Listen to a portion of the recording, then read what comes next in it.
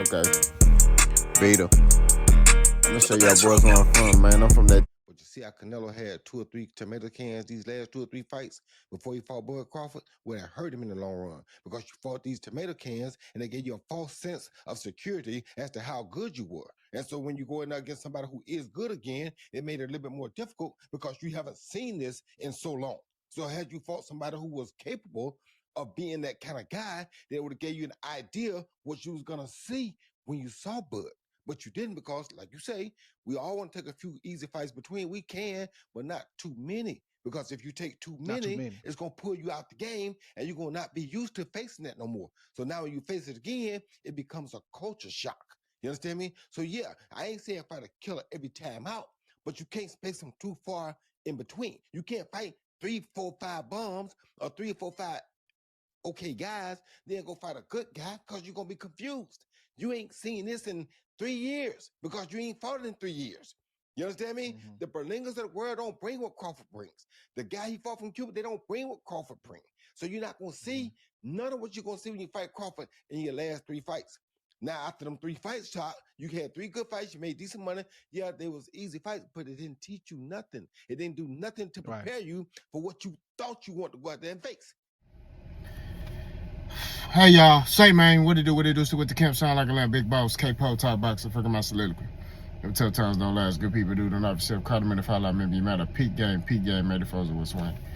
Man, it's hard for me not to be a father all the time.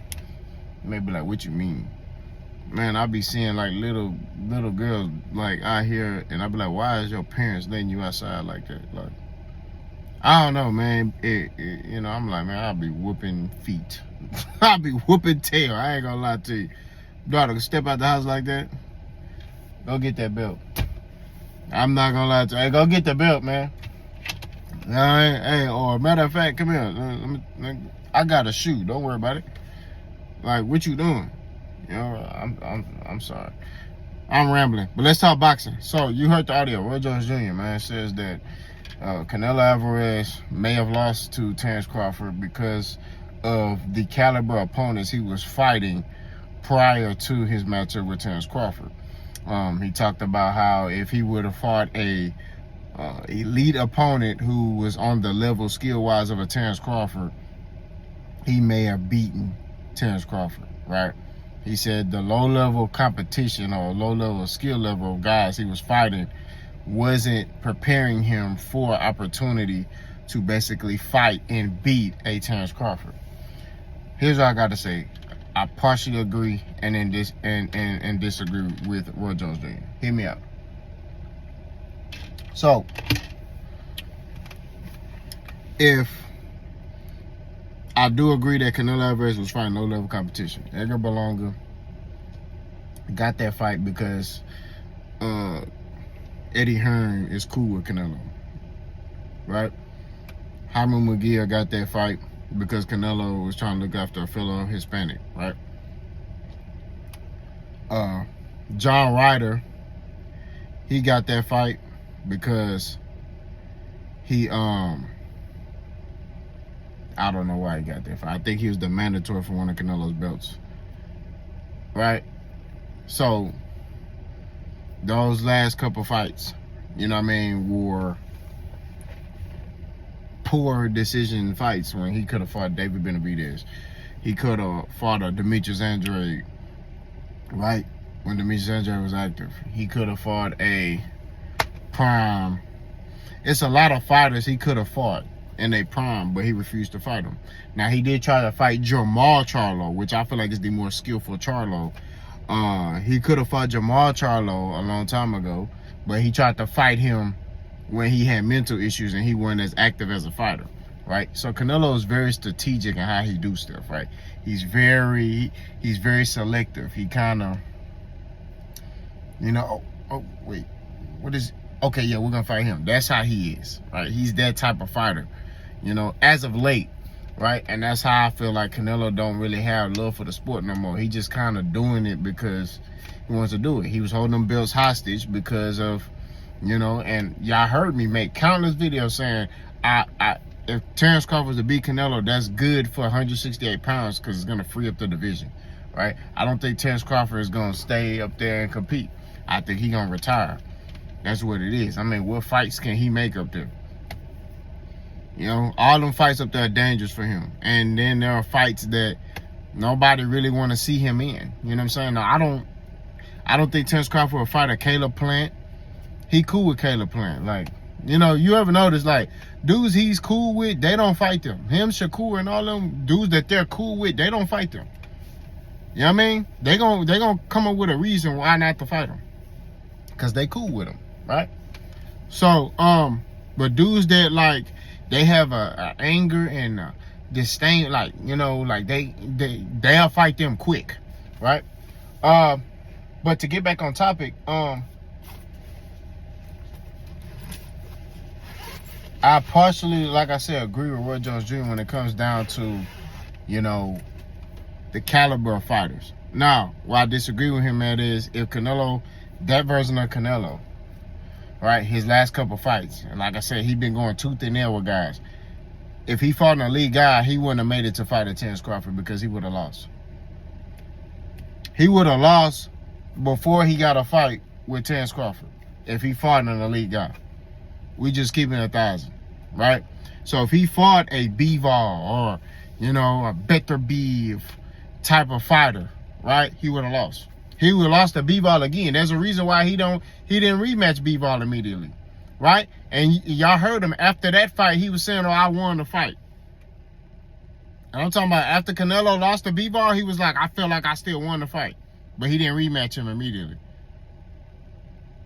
He just took his L, right? And we're like, "Hey, when you gonna rematch Bivol?" I don't know. You see what I'm saying? He knew he lost that fight. He knew he can't beat Bivol. He can't beat that dude, bro. He too big, too strong, got good feet, in and out. That rhythm, they gonna carve him up. You know what I'm saying? That's what it is. So, it segues off into what I've been saying about Canelo Álvarez. Canelo Álvarez is washed. And Roy Jones Jr. kind of confirmed that, right? When he talked about, hey, his last couple of fights, right? Canelo is washed. He lacked the mindset to basically eliminate, right? Eliminate and knock out guys. It was guys that, you know, he's supposed to, like, run through. He ain't running through them. You know what I'm saying? He ain't running through them. He going tooth and nail with these dudes. He'll knock them down, but he going tooth and nail with these dudes. You see what I'm saying? Tooth and nail with a lot of these dudes, bro. He went tooth and nail with Edgar Berlanga. And if you watch that fight, round 12, or Edgar Berlanga started letting his hands go, he started getting the best of Canelo Álvarez. That's why I didn't understand why Edgar Berlanga just didn't do that from the jump. I think he was in fear of Canelo's aura. You know what I'm saying? Just the aura of Canelo. Right? Where it was just like, oh, that's Canelo, man. Right? But when he started fighting, like when he started letting his hands go, he was getting the best of Canelo. I'm like, you should have did that the whole fight. You know what I'm saying? Canelo, he was throwing a lot of singles. Right? A lot of singles. And he was sitting on punches. When you sit on a combination punch, it's not fast, bro. Because you're sitting on it. It's not, you know, you're not light on your toes. And Canelo's not a fighter that's light on his toes. Right? It's not like boom, boom, boom. His combination is like boom, boom, boom. Right? And it's going to be a 3-piece. It ain't going to be a 6-piece. Right? Like Dave Benavidez going to hit you with a 6-piece and a biscuit. You know? It ain't going to be nothing light, and then run you into something hard. Pause. It ain't going to be like that. Every shot is the same type of shot. It's a hard shot. And when you got a fighter like that, it's easy to prepare and time them, right? And Canelo got lazy in the later half of his career. You heard a fighter, I forgot what training camp it was for. One of the training camps, he was preparing for a fight, and a guy came out and was like, dude, Canelo is lazy. It was one of Canelo's sparring partners. It wasn't for this Crawford fight. It was for another fight. I forgot what it was for, but if I find it, I'm going to put it in the description. Or put it on a short. The dude was basically saying like, man, Canelo is lazy. That's his problem. He's lazy. You know, he ain't training as hard like people think he is. We gotta keep it 1,000, right? So we're not gonna sit here and act like Canelo Álvarez is top of the top. I get it. Y'all want to give Crawford credit, and he get his credit. But at the same time, the type of fighter that he beat mainly a popular fighter, not an in-prime fighter, right? And I know Crawford, he been making videos talking about, oh, it's always excuses. There is no excuses. It's facts. The facts are the facts. You keep fighting guys out their prime. And that's why I keep saying he waits to do stuff. He's very selective. Crawford too, right? He fought Canelo because of the aura. There's an aura around Canelo. Pause. An aura and the money and the popularity, right? That's why he fought Canelo. Right? Nah, Crawford don't gotta do nothing else because, I mean, accolade-wise, he did something that no boxer has done. Become 3-time undisputed in boxing, right? In the 4-belt era. He has never, nobody's ever done that, right? So he don't really gotta do nothing else. And there's nobody really demanding for him to fight. He really wasn't supposed to be in this fight. You know what I mean? Like, the dudes he was linked to was at 54. Right? We were talking about Boots and Crawford, right? But Crawford went past that and created his own path and said, I'm going to go this way. So now you can't really, and then he said he's not going back down there. So you can't really, there's no path for him. There's nobody else for him to fight. You know what I mean? Like, they trying to hype up this Benavidez thing. I'm like, man, like I said, I would watch it. But I'm like, man, I mean, truthfully, it's nothing really there. Like, you know, like, you know, I just, you know, it's nothing there for him. He just need to retire, bro. Like, you know, retire, do what Andre Ward did. Just go out on top. You know what I mean? Go out on top and, you know, reap the benefits of your accomplishments. You know what I'm saying? Like, but Canelo Álvarez is washed. I've been saying that. I'm going to keep saying it. I've been saying it before Crawford and Canelo was a thing. I've been saying it. And I'm going to prove that. I'm going to do a playlist of, I'm going to get all my videos. Right, it's going to take me some time because I made a whole bunch of videos. This is dating back like almost 2 years. I'm going to put it together, put a bow on it, put it in a playlist so y'all can go watch. And it's going to be confirmation. Right? It's going to confirm everything I'm saying. You're going to be like, okay, man, he been saying this. You know, because a lot of y'all feel like, oh, you're just saying that. You're just hating. You're hating on him. You're hating on Crawford. You're a butt hater. I had a dude, bro, in my comment section, man. He was like, you don't know boxing. And one of the Bubba was like, nah, he do know boxing. He just a butt hater. I said, bro, how am I a butt hater? You've never heard me say he suck. I always give keys of victory for him to win. Like, and then this is the thing. He do what I say he need to do to win. How am I hating on him when he do exactly what I say he need to do to win? Huh? What are we doing, bro? Like, what? If I'm hating on him, I'll be like, there's no way this nigga win in the fight. I don't care what he say. There's no way. I give keys to victory. I did that in the Elspeth fight. I did that in this Canelo fight. Every fight he done had, I gave keys to victory. When he fought Madrimov, I picked him to stop Madrimov. I was like, he's gonna stop Madrimov. I said, man, he gonna knock him out. What happened? Tooth and nail.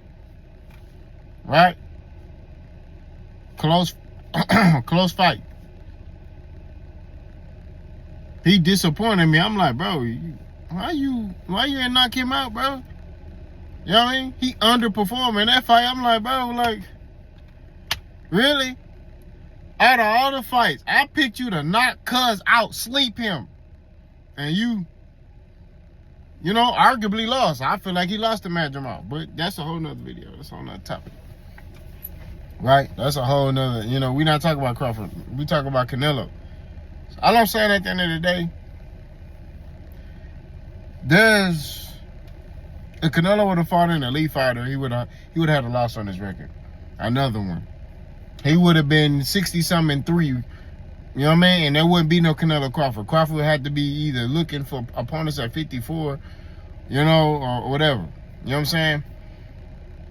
Now, who knows what, you know, if Crawford keep fighting, who knows what may be in the works. You know, I got a feeling that it's going to be something, if he do fight, it's going to be something like, it's going to be something out of left field that we didn't think. You know what I'm saying? I'm just keeping it 1,000. It's going to be something like out of, you know? Now, Canelo, he need to retire. Like, really, truthfully, both of these boys need to retire. Canelo need to retire because he looking washed. If he keep fighting, he going to get stopped, bro. I'm just telling you right now. I get it. He got a 4-fight deal with Turkey. If I'm him, I sell off in the sunset. Like, I don't keep fighting, bro. It's no point for you to keep fighting and you get embarrassed. You know what I'm saying? Like, I don't want to see Canelo land on the ground. Right? You already saw the Canelo fans punching the TV, punching the wall. You know what I mean? You know, one of my coworkers, he bet on Canelo. He lost like $1,000. You know what I'm saying? He's highly upset. He can't work quiet. All the Hispanics, I work with a lot of Hispanics. All the Hispanics in my job was quiet. They sitting there like, I'm like, hey bro, what's up, bro? What's up, Way?